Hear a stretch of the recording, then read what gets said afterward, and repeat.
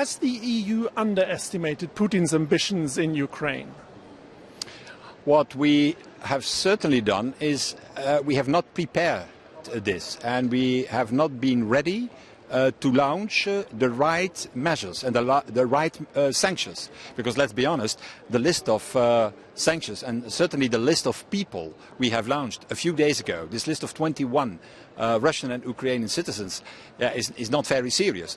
In Moscow they are laughing with that list. What we need to do is not to underestimate what Putin wants.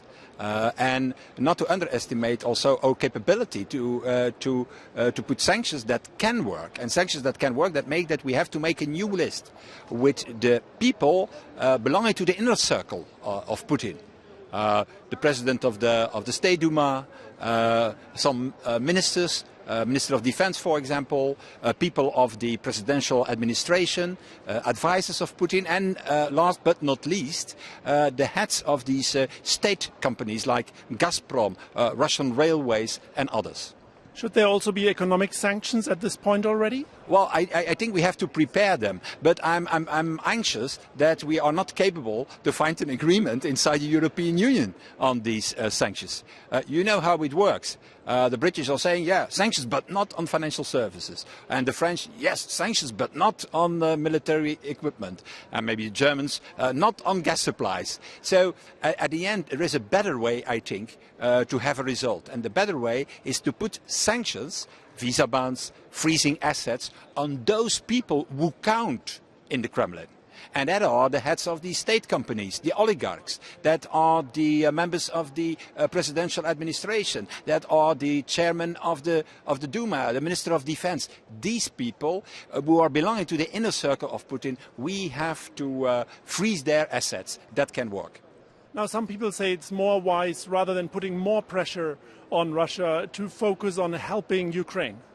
That's absolutely needed, but you cannot say, "Oh, we shall help Ukraine," and Putin can go forward in his in what he's doing in his policies. What Putin has done, he has put a new frozen conflict to the long list of frozen conflicts we already have with him.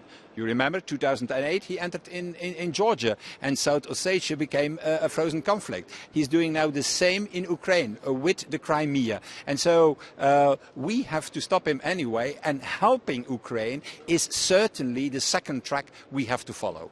Now, Ukraine has a government that is an EU-friendly government, but it's also a government that involves a lot of right-wing parties. Would you say that is the right partner to have a closer treaty with? It's to the Ukrainian people to decide on that. You know, on the 25th of May there shall be elections in Ukraine, and I think that in these elections shall emerge a number of new political parties. Because I was on Maidan, and I have seen in the eyes of these people on Maidan the criticism towards any political party in Ukraine, the party of the regions of Yanukovych, but also the other parties, because people, what they want on Maidan is to live in a decent country without corruption, and they don't believe for the moment that the actual parties can provide that. Now, Russia will remain the big neighbor of Europe. Where do you see the future of EU-Russian relations? Well, I think that we have to hope that something is changing also in Russia, because Putin started as a democratic elected leader of Russia, and at the end he has become now an autocratic leader who is falsifying results of the elections, who is really makes it impossible for new political parties, democratic political parties, to participate in this election. So what we have to hope is that emerge also in Russia a democratic leadership that wants another Russia, a more democratic Russia. Thanks very much indeed. My pleasure.